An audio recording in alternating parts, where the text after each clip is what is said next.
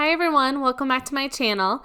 Today I'm sharing how to make cupcake toppers using white cardstock and the print and cut feature on your Cricut machine. I had so much fun making these for my daughter's second birthday party. I'll first show you how I put this together in Cricut Design Space. The first thing I'm going to do is find my image, so I am going to click on Images. For this project, I chose a Cricut image and I saved the code so I can easily find this again. So I'm going to select Control V on my computer and hit enter. This is the code. Each image in Cricut Design Space has a code like this and it's under certain cartridges. If you click on this little eye, it'll show you that code and it will show you what cartridge it's under. This is also a Cricut Access image, so if you subscribe to Cricut Access, then you are able to use all of these. I currently subscribe to that, so I'm going to click on this and hit Insert Images. If you're interested in subscribing to that, I will put a link down below. Now what I'm going to do is select this and I am going to size it. I want to make my cupcake toppers 2 inches wide.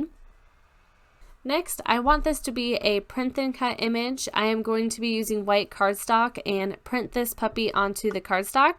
So I am going to go up to where it says fill and I am going to change it to print.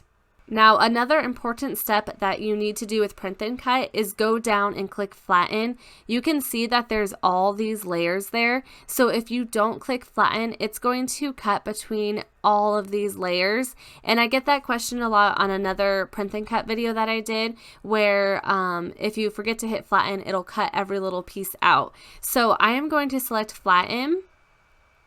You can see when I flatten it, it makes it one layer. So now that it's flattened, it will just cut along the outer edge of the puppy.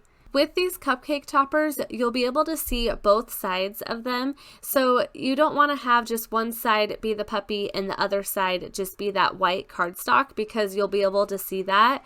So to make that look a little bit nicer, I will show you how I do this. I'm going to select the puppy and I am going to duplicate it. Then I'm going to go up to flip and hit flip horizontal. So that'll make it where I can glue these two puppies together and you can see it on both sides. I have 24 cupcakes, so I want 24 cake toppers, but instead of duplicating each of these 24 times, I'm actually going to click on Make It. Then when you go to this screen, you can go up to Project Copies and type in 24 and hit Apply. Doing that, it will quickly duplicate that for you. It will have 24 puppies going one way and then 24 puppies flipped the horizontal way. After this, I'm going to click on Continue. And the next step is to send this to your printer. So I'm going to select Send to Printer. This screen will pop up. You can see that I have my printer selected and I always like to keep the bleed on. But I also always like to select this, the Use System dialog, because then I can select different preferences in my printer. So I'll select that, then click Print. Because I chose that Use System dialog, it comes up with this screen. And what I like to do is click on Preferences and choose Best Photo. It just makes the image look a lot brighter. So I'll hit OK and I'll hit Print. The printer will start printing the cardstock. This printer is pretty old. I've had it for around 7 years now, but it usually works really great. When I was making these cupcake toppers, it did have some lines going through some of the images. I've never had that happen before, so I'm not sure if it was a Cricut or printer error, but it's been working fine since then. I get a lot of questions on what printer I use, and they actually don't sell this exact one anymore. That printed, I am going to select light cardstock. I can't remember exactly what thickness my cardstock is because I have so much cardstock, so I just use what I have, but I believe it's probably the 60 pound, the light cardstock. So I have that selected and I'll show you on the machine how it reads the registration marks and cuts out this image.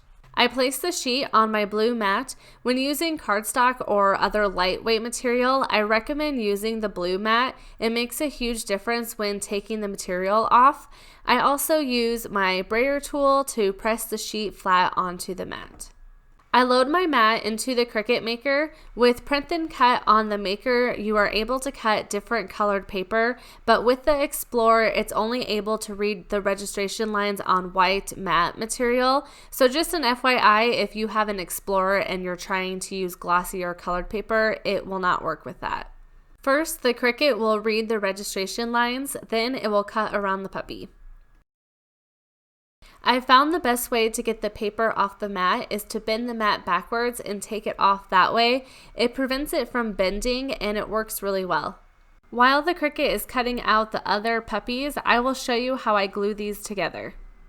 Here you can see how I have the two different images, the one and also the one that was flipped, and how I will glue the backs together.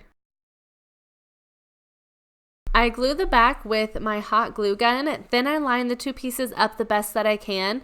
It helps to hold them up instead of trying to line them up while they're laying on the table.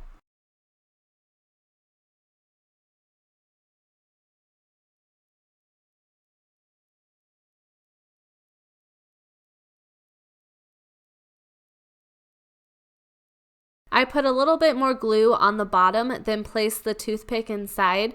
I like to use toothpicks for my cupcake toppers. I've seen people use those candy sticks. I think they're called candy sticks. Those are a little bit longer, so those work as well too. These were really fun to make. You can do any design that you want, or you can also use glitter cardstock, which is always fun.